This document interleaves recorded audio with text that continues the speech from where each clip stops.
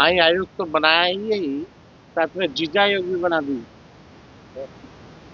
जीजा आयोग कौन? चिराग पासवान जी के जीजा बने हैं, संतोष मांझी जी के जीजा बने हैं, और एक सांसद जो है उनके पति बने हैं। लोगों ने कहा कि ये जो बहनोई आयोग का गठन किया था संजय जी को लेकर, तो उस वक्त उनको दिखाई नहीं पड़ा था कि बाहर से यहाँ बिहार में यादवों की कमी हो गई क्या?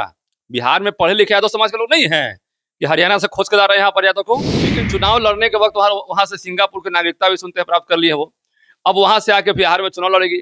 तो कहने का मतलब परिवार आयोग का गठन करके इन्होंने क्या मैसेज दिया है तेजस्वी जी ने? यादव जी हरियाणा से कौन आयोग के मेंबर थे?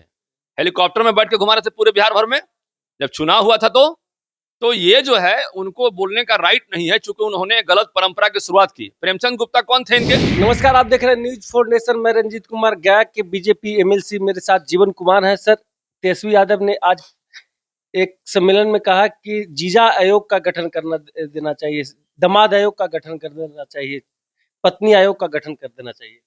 क्या कहेंगे? हम जानना चाहते हैं तेजस्वी जी से कि संजय यादव जी कौन है? इस संजय यादव जो हेलीकॉप्टर में घुमाते रहते हैं, अभी हाल ही में राज्यसभा के मेंबर बनाए हैं, और लोगों ने कहा कि ये जो बहनोई आयोग का गठन किया था संजय जी को लेकर, तो उस वक्त उनको दिखाई नहीं पड़ा था कि बाहर से यहाँ बिहार में यादवों की कमी हो गई क्या? बिहार में पढ़े लिखे यादव समाज के लोग नहीं है कि हरियाणा से खोज के ला रहे हैं यहाँ पर यादव को। अरे भाई, बिहार के लोगों को उनको मौका देना चाहिए था। बिहार के लोगों ने काफी मेहनत पानी से उनके पार्टी को बढ़ाया है, हैं? और उनको उन्होंने मौका दिया नहीं, और जाके वहां हरियाणा से पता नहीं कहां से खोज के ले आए। तो ऐसे ऐसे लोगों को खोज के लाने का वो काम करते हैं। अब सिंगापुर में अभी उनकी जो है, अभी रोहिणी जो है, ज्यादा तो नहीं बोले, बिहार की बेटी है वो, इसलिए हम बहुत तो नहीं बोलेंगे। लेकिन चुनाव लड़ने के वक्त वहां से सिंगापुर की नागरिकता भी सुनते हैं प्राप्त कर ली है वो। अब वहां से आके बिहार में चुनाव लड़ेगी। तो कहने का मतलब परिवार आयोग का गठन करके इन्होंने क्या मैसेज दिया है तेजस्वी जी ने? ये पूरा परिवार है। ये पूरे परिवार में आप देख लीजिए कि यहाँ से शुरू से लेकर अंत तक जितने भी लोग हैं, सब परिवार में सब लोग उन्होंने पहले से गठन कर दिया है इस तरह की चीजों को। अब पार्टी में यदि किसी को मान लिया कोई कार्यकर्ता है या काम करने वाला व्यक्ति है, उसको कहीं पद मिल गया, तो उसमें कहते हैं कि जीजा आयोग, साली आयोग कहते हैं। ये क्या मतलब है? अरे आप अपने झांकिए ना घर में कि आपके घर में क्या स्थिति है। हेलीकॉप्टर में घुमा रहे थे संजय जी को, हरियाणा के नेता को, बिहार के नेता को जगह कहाँ दिया आपने? बिहार के नेता को जगह दिया?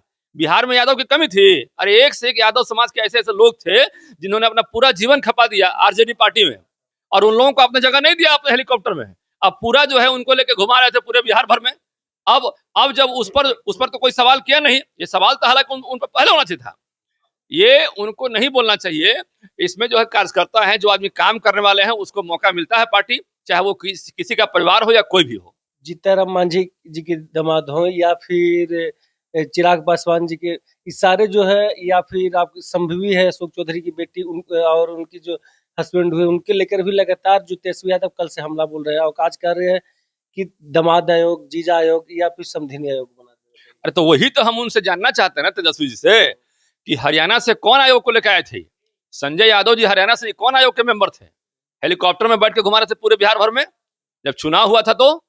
तो ये जो है उनको बोलने का राइट नहीं है, चूंकि उन्होंने गलत परंपरा की शुरुआत की। प्रेमचंद गुप्ता कौन थे इनके? ये कौन सा बिहार के नेता थे प्रेमचंद गुप्ता, जिनको राज्यसभा के मेंबर बना के रखे थे?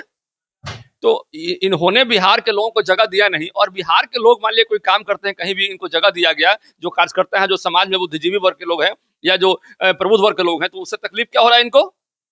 ये जो है गलत भ्रम फैला के पूरे बिहार में एक स्थिति पैदा करना चाहते हैं कि भाजपा और भाजपा गठबंधन के लोग जो है गलत तरीके से काम। अरे भाई, मान लिया कि संतोष सुमन जी हैं, क्षेत्र में काम कर रहे हैं, अब मांझी जी ने उनको जगह दे दिया, तो कौन सा बड़ा अपराध कर दिया? संतोष सुमन जी उनके लड़के हैं, ठीक है, लड़का है, लड़का होना गुनाह है क्या? किसी का बेटा बेटी होना गुनाह है क्या? अरे हम पूछते हैं, किसी का बेटा बेटी होना गुनाह है? अब मान लिया हमारे में क्षमता है, हम काम करना चाहते हैं, तो हम काम नहीं कर सकते हैं?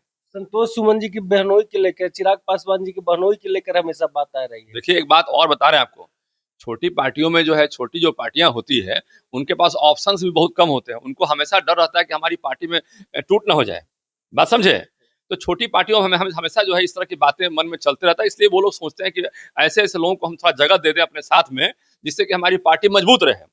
बीजेपी तो परिवारवाद से काफी भाई, हमारे पार्टी में बताइए ना, यहाँ पर कितने विधायक हैं जिनका कि बेटा विधायक बना है? हमारे पार्टी में कितने सांसद जिनका बेटा सांसद बना है? बताइए, हम नाम गिना देंगे। और पार्टी में तो देश में हमारे जेपी नड्डा जी ने स्पष्ट कह भी दिया है कि चाहे हम सीट हारे चाहे जीते, लेकिन परिवारवाद नहीं चलेगा यहाँ पर। भाजपा में परिवारवाद नहीं चलेगा। या अन्य पार्टियों की तरह। आप जान लीजिए, यहाँ पर जो है संजय यादव जैसे लोग यहाँ हेलीकॉप्टर में नहीं घूमेंगे, जो बाहर से हरियाणा से इंपोर्ट करके लाए जाएंगे। यहाँ पर बिहार के लोग घूमेंगे, जो बिहार में कार्यकर्ता हैं, जो बिहार में काम कर रहे हैं, बिहारी लोग घूमेंगे। बिहारी फर्स्ट, हरियाणा फर्स्ट नहीं होगा यहाँ पर, आप जान लीजिए। बहुत बहुत शुक्रिया। साफ तौर से कहा कि बिहारी फर्स्ट होगा बिहार में, न कि हरियाणा फर्स्ट होगा। आप देख रहे थे न्यूज़4 नेशन, तब तक के लिए नमस्कार।